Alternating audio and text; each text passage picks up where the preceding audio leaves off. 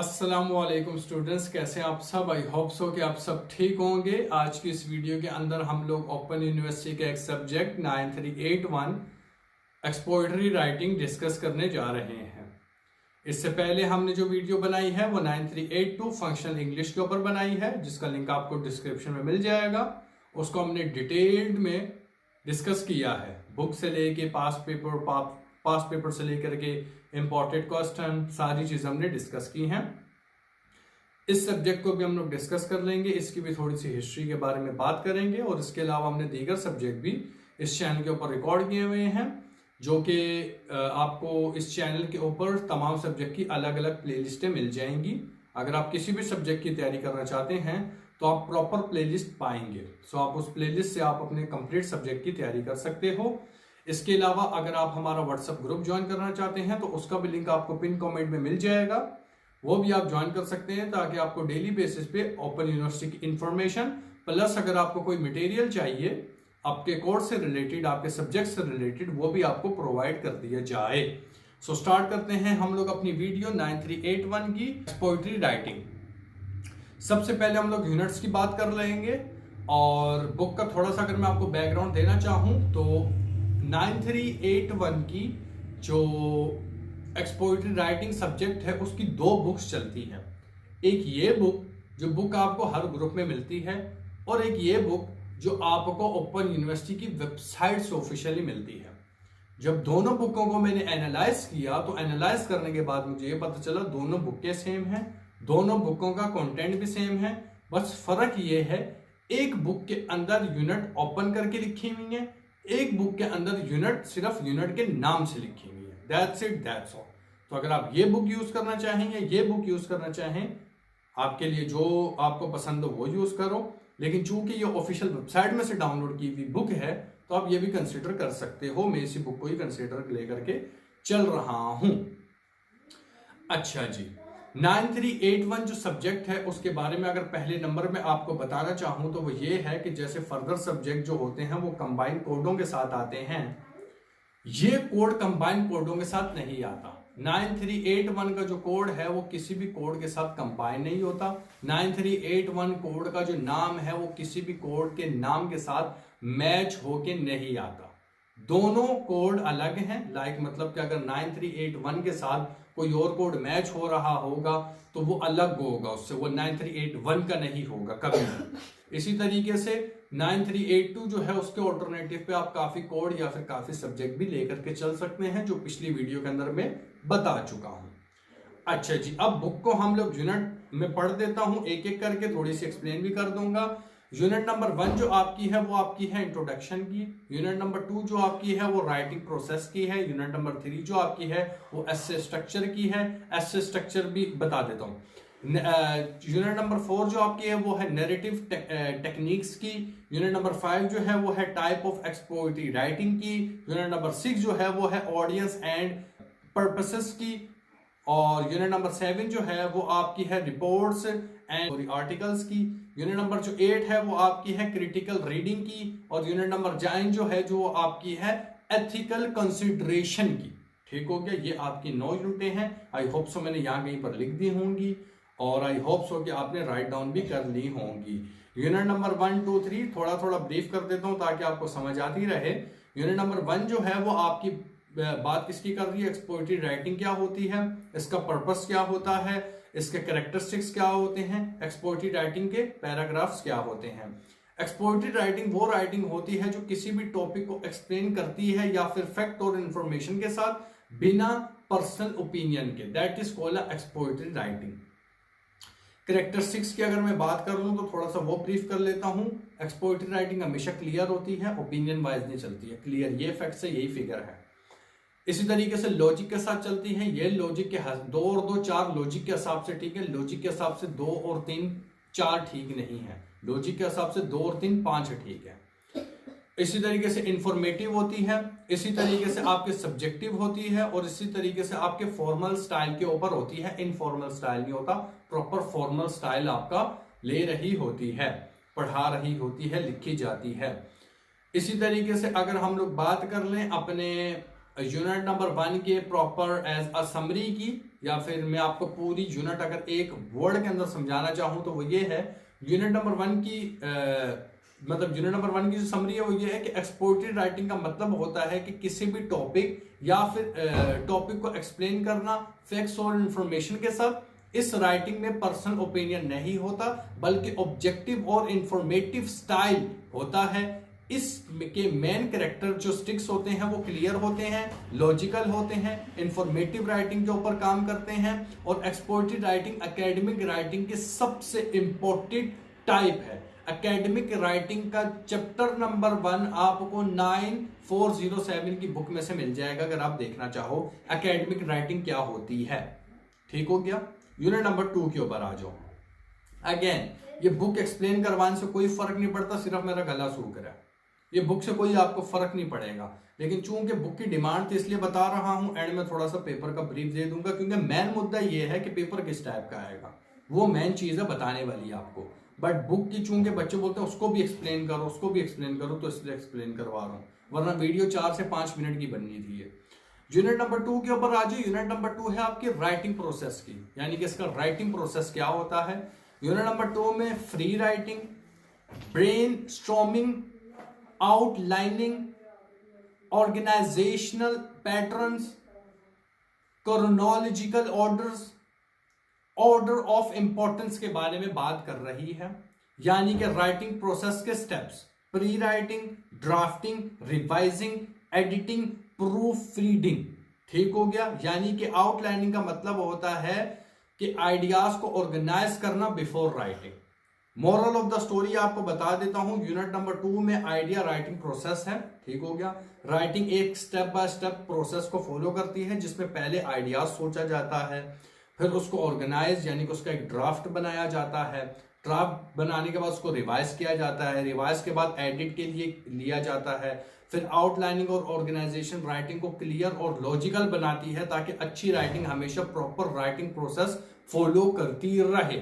यानी कि अगर आप कोई भी चीज लिखते हो तो आप उस बुक के स्टार्ट में ये नहीं लिख दोगे शफकत भाई मर गए, शफकत भाई की हरकतें क्या थी, शफकत भाई पैदा कब हुए थे, किस तरीके से उन्होंने अपनी जिंदगी गुजारी और वो मरे क्यों थे, उसका क्लाइमेक्स जब आप सेट करोगे तो that is when you have to organise that. वो पूरी स्टोरी या वो पूरी राइटिंग या पूरा लेटर या पूरा एसे या वो पूरी बात या वो पूरी पैराग्राफ आप ऑर्गेनाइज करके लिखोगे। पहले नहीं लिख दोगे मैंने छुट्टी चाहिए है ना, आप थोड़ा सा उसको ऑर्गेनाइज करके लिखोगे कि भाई वजह क्या है छुट्टी की, थोड़ा सा वो भी बताओगे क्यों इतना मुझे जरूरी है छुट्टी लेना, उसके बारे में भी थोड़ा। सिर्फ बीमार हो इसलिए छुट्टी नहीं चाहिए, बीमार तो सभी हैं, तुम में ऐसी कौन सी खास बात है कि तुम्हें छुट्टी दी जाए। तो उस टाइप से यानी कि उसको मतलब I am just giving an example, लेकिन राइटिंग एक अलग सिनेरियो जहां पर ब्लॉग्स या बुक या किताब या कोई और चीज हम लोग लिखते हैं तो उस मैं बता रहा हूं, लेकिन लीस्ट अमाउंट ऑफ एग्जाम्पल ले रहा हूं उसके बीच में।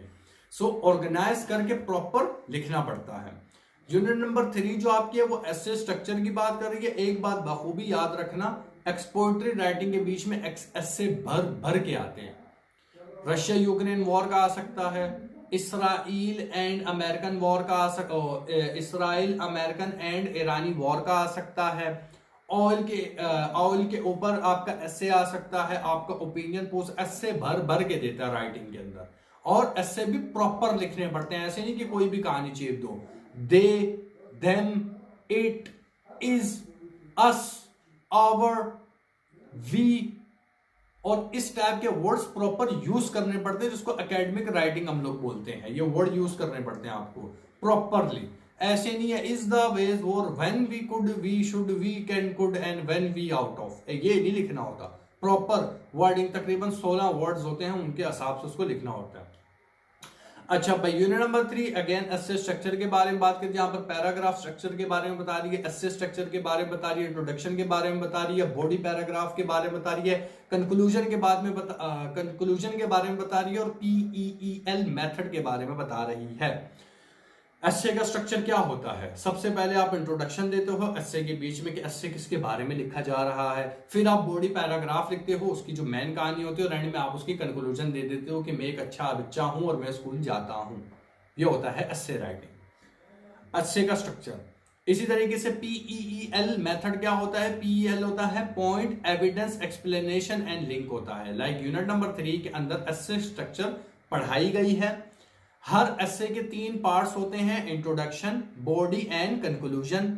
Body paragraph PEEL method follow करते हैं, जिसमें पहला पॉइंट होता है, फिर एविडेंस होता है, फिर एक्सप्लेनेशन होती है और लास्ट में लिंक होता है। प्रॉपर स्ट्रक्चर एसे को स्ट्रॉन्ग बनाता है। मॉरल ऑफ द स्टोरी क्या है? पहले पॉइंट रखा, उस पॉइंट का एविडेंस रखा, फिर उस एविडेंस के बिहाफ के ऊपर उस पॉइंट को एक्सप्लेन किया और लास्ट में लिंक दे दिया कि एविडेंस आया कहां से, जिसको हम लोग समटाइम एनेक्सी भी बोलते हैं। बहरहाल यूनिट नंबर 4 के ऊपर आ जाओ। एनेक्सी बाय द वे एस्से में आपको जरूरत पड़ती है जब आप रिपोर्ट बनाते हो तो। अच्छा, यूनिट नंबर 4 के ऊपर आ जाओ। Narrative techniques in expository writing की बात कर लेते हैं। यूनिट नंबर 4 के बीच में narrative techniques, type of writing, expository. Students, mobile काफी हीटअप हो गया था जिसकी वजह से वीडियो थोड़ी सी पॉज हो गई थी। अच्छा, यूनिट नंबर 4 की हम लोग बात करते हैं। यूनिट नंबर 4 आपकी क्या है? Narrative techniques in expository writing. ये यूनिट नंबर 4 है। यूनिट नंबर 4 के मेन पॉइंट क्या है? Narrative techniques, type of writing, expository versus narrative versus descriptive versus persuasive. ठीक हो गया? वैसे तीनों नाम नीचे में लिख दूंगा। Expository versus narrative versus descriptive versus persuasive. Expository जो होती है वो एक्सप्लेन करती है, नैरेटिव जो होती है वो स्टोरी होती है। लाइक हम लोग बोलते हैं ना कि जरा ये स्टोरी तो नरेट कर दो, ठीक है यार, नैरेटिव क्या है उसका ये बताओ, मुद्दा क्या है, स्टोरी क्या है ये बताओ। इसी तरीके से जो तीसरा होती है टाइप, किसमें? Narrative techniques in expository writing में, वो होती है डिस्क्रिप्टिव। डिस्क्रिप्टिव का मतलब होता है डिस्क्राइब करना किसी भी चीज को, और पर्सुएसिव का मतलब होता है कन्वेंस। ठीक हो गया? यानी कि यूनिट नंबर 4 आपको आइडिया देती है कि there is 4 different type of writing: expository, narrative, descriptive और पर्सुएसिव। जिसके बीच में वो क्या बात कर रही है कि जैसे कि स्टार्ट से बताओ, expository, narrative, descriptive and persuasive writing. Expository writing explain करती है, नैरेटिव राइटिंग स्टोरी बताती है, डिस्क्रिप्टिव जो होती है वो डिस्क्राइब करती है, पर्सुएसिव कन्विंस करती है। कभी कभी एक्सपोजिटरी राइटिंग में नैरेटिव भी बयान कर दिया जाता है एज अ एग्जांपल देने के लिए। यूनिट नंबर 5 के ऊपर आ जाओ। Type of expository essays. अच्छा भाई, टाइप ऑफ एसे कौन से होते हैं? कॉज एंड इफेक्ट एसे होते हैं, प्रॉब्लम सॉल्विंग एसे होते हैं, प्रोसेस एसेज होते हैं, डेफिनेशन एसे होते हैं और डिस्क्रिप्टिव एसेज होते हैं। ये यूनिट वैसे बाय द वे आपकी बड़ी इंपॉर्टेंट है। यूनिट नंबर 5 मैंने जैसा भी आपको बताया कि एसे भर भर के आते हैं। वैसे मैं स्क्रीनशॉट लगा दूंगा अगर पास पेपर मुझे मिला। अगर आपको एक्चुअल पास पेपर चाहिए होगा स्क्रीनशॉट ले लो, या फिर आप मुझे आके व्हाट्सएप पे मैसेज कर देना, मैं आपको दे दूंगा। ग्रुप में भी अवेलेबल होगा आपके पास, आप ग्रुप भी हमारा ज्वाइन कर सकते हो, लिंक पिन कमेंट में मिल जाएगा। यूनिट नंबर 5 आपके हर टाइप के एसे को डिस्क्राइब करती है, तो आपसे गुजारिश है कि यूनिट नंबर 5 आप बुक से जाकर के लाजमी इंट्रोडक्शन पढ़ लीजिएगा। यूनिट नंबर 6 के ऊपर आ जाए। Writing and audience and purpose. Unit number 6 में audience, purpose, tone, formal, informal writing और एकेडमिक राइटिंग के बारे में बात की जा रही है। जैसे कि राइटिंग कैसी होनी चाहिए, राइटर क्या होना चाहिए, क्या लिख रहे हो, किसके लिए लिख रहे हो, क्यों लिख रहे हो, किसको लिख रहे हो, ये इन सवालों के जवाब होने चाहिए। और क्यों लिख रहे हो ये भी मैं बता चुका हूं। सो डिफरेंट आइडियाज होते हैं, डिफरेंट ऑडियंस होती है, डिफरेंट पर्पस होते हैं, डिफरेंट फ्लेवर्स होते हैं, डिफरेंट एजेस होती हैं। तो उन हिसाब से वो सारी चीजें लिखना, उस हिसाब से वो ब्लॉग लिखना, उस हिसाब से वो आर्टिकल लिखना, ये वगैरह वगैरह जितनी भी चीजें होती हैं, ये आप उस टाइप या उस टाइम के हिसाब से लिखते हो। मतलब 16 साल के बच्चे को आप 80 साल के बुड्ढों वाली दवाइयां नहीं बेच सकते हो कि इस गोली का ये फायदा है। ठीक है, आप 16 साल के बच्चे को जोड़ों के दर्द की दवाई के बारे में आर्टिकल नहीं पढ़ा सकते, उसके वो काम का नहीं है। मतलब कहने की बात ये है इसके बीच में। सो जो भी पर्पस हो आप उस बारे में बात करो। इसी तरीके से आप सामने वाला बंदा देखोगे किस टोन में उसको बात लिखनी है, धमकी के टोन में उसको अच्छे लिखना है या लेटर लिखना है या तमीज से लिखना है। सो ये चीज भी देखी जाती है। यूनिट नंबर 7 जो है वो आपकी बात कर रही है रिपोर्ट्स। इसी तरीके से यार क्या होते हैं, मैं इसका वर्ड नाम भूल जाता हूं बार बार। आर्टिकल्स निकल जाओ मुंह से मेरे, reports, articles and digital writing भी होती है, जिसके बीच में आपकी बात कर रही है यूनिट रिपोर्ट्स की बात कर रही है। आर्ट अगेन ये वर्ड क्यों नहीं निकलता मेरे दिमाग से, आर्टिकल्स की बात कर रही है, ब्लॉग्स की, ईमेल्स की, एफएक्यूसी की, इसी तरीके से ऑनलाइन ट्यूटोरियल्स की, डिजिटल राइटिंग की। लाइक इसके बीच में यूनिट नंबर 7 के बीच में आपको रिपोर्ट्स, आर्टिकल्स वगैरह वगैरह डिजिटल राइटिंग के बारे में ये पूरी यूनिट बात कर रही है। Like unit number 7 modern writing के बारे में बात कर रही है, जिसमें रिपोर्टिंग, अगेन ये वर्ड क्यों नहीं निकलता मेरी जुबान से, articles, blogs and digital writing शामिल है। आजकल राइटिंग बुक तक सीमित या लिमिटेड नहीं है, इसके अलावा आपको ब्लॉग्स भी ऑनलाइन लिखने पड़ते हैं, हर कोई ब्लॉग्स लिख रहा है आज के दौर में, तो थोड़ी सी डिजिटल राइटिंग भी होती है, थोड़ी सी स्लैंग होती है, ताकि थोड़े से वर्ड कैची लगे, जैसे कि लाइक अ स्पफी, जैसे कि like a ridge and something else. जो आप ये वर्ड्स यूज करते हो, इससे थोड़ी सी जो जेंजीज होते हैं वो ज्यादा आकर्षित होते हैं, आपकी तरफ अट्रैक्ट होते हैं। यूनिट नंबर 8 के ऊपर आ जाओ, बड़ी मजे की यूनिट है। यूनिट नंबर 8 आपकी बात करती है क्रिटिकल रीडिंग की और एनालाइज की। Critical reading, text analysing, argument analysing, evidence checking, इसी तरीके से टोन एनालाइजिंग। लाइक इसके स्टेप क्या है, अगर आपको बैकग्राउंड में कोई शोर आ रहा होगा तो उसके लिए माफी चाहता हूं मैं। स्टेप क्या होते हैं, preview, question, evidence, tone, logic, conclusion. Unit number 8 के बीच में भी आपको वही बात की जा रही है जो हमने पहले बात की है, चीज को सोचना, चीज को लिखना, चीज को ऑर्गेनाइज करना लॉजिकली वगैरह वगैरह। सो क्रिटिकल रीडिंग होती है, एनालाइज होता है, उसके बाद हम आर्ग्यूमेंट करते हैं, एनालाइज करते हैं, एविडेंस चेक करते हैं और टोन को एनालाइज करते हैं। यूनिट नंबर 8 को अगर आम अल्फाजों में या आसान अल्फाजों में बताना चाहूं तो यूनिट नंबर 8 क्रिटिकल रीडिंग को एनालाइज के बारे में बताती है। इसका मतलब है कि सिर्फ टेक्स्ट पढ़ना नहीं, बल्कि उसको एनालाइज करना, एविडेंस चेक करना और राइटिंग के आर्ग्यूमेंट को इवेल्युएट करना होता है। क्रिटिकल राइटिंग स्टूडेंट को बेटर राइटिंग और थिंकर बनाती है। अच्छा भाई, यूनिट नंबर 9 के ऊपर आ जाएं तो वो है एथिकल कंसिडरेशन। एथिकल कंसिडरेशन बड़ी मजे की है, वो मैं आपको बता देता हूं और इस बुक का पूरा नैरेटिव भी आपको बता देता हूं एंड में, जैसे 9382 का बताया था। जैसे कि 9382 आपकी इंग्लिश के ऊपर बात कर रही है, ये बुक किस बारे में बात कर रही है वो आपको यूनिट नंबर 9 में पता चलेगा। यूनिट नंबर बात करती है academic honesty, plagiarism, referencing, paraphrasis, copyright, fair use, ethical writing, responsible research. ये रही आपकी बुक। ये बुक क्यों है, इसकी क्या वजह है, ये अब बता रही है बुक आपको। मैं इसलिए हूं कि मेरा माल कॉपी मत करो, कहीं पे चेपो नहीं, अपना बनाओ, कॉपीराइट मत लो। इसी तरीके से एथिकल कंसिडरेशन बता रही है, if somebody use my video, if somebody use my notes, if somebody use my article, if somebody use my blogs, तो अगर वो मुझसे पूछ के नहीं भी कर रहा, वैसे तो उसको पूछना चाहिए मुझसे, और अगर पूछ रहा है या पूछ नहीं रहा तो उसका काम है एंड के अंदर मुझे क्रेडिट देना, और उससे ही बड़ा उसका ये काम है कि सामने वाले को ये बताना है कि ये जो मैं ब्लॉग्स लेके आया, आर्टिकल लेके आया, ये मेरा नहीं है, ये किसी का। इसी तरीके से मेरा ब्लॉग उठा के मुझे ही चेप देना हल्का सा पैराफ्रेसिस करके, ये भी गलत है। इसी तरीके से प्लेजरिज्म का यूज नहीं करना। इसी तरीके से एकेडमिक ऑनेस्टी, अपने खुद से लिखना, अपनी रिसर्च से लिखना, अपना ऑर्गेनिक लिखना, किसी से कॉपी नहीं करना। पैराफ्रेसिस भी हो गया। रेफरेंस, इसके बारे में यूनिट नंबर 9 रेफरेंस के बारे में बात करें, रेफरेंस देना, लाइक मेरा, they have to give my reference in the end of the blog, in the end of the article, in the end of the book, in the end of the documentary, whatever they are using of mine, they have to give me the reference, मतलब कि they have to give me a credit after that, so जिसको हम लोग royalty बोलते हैं। so ये सारी बातें हैं।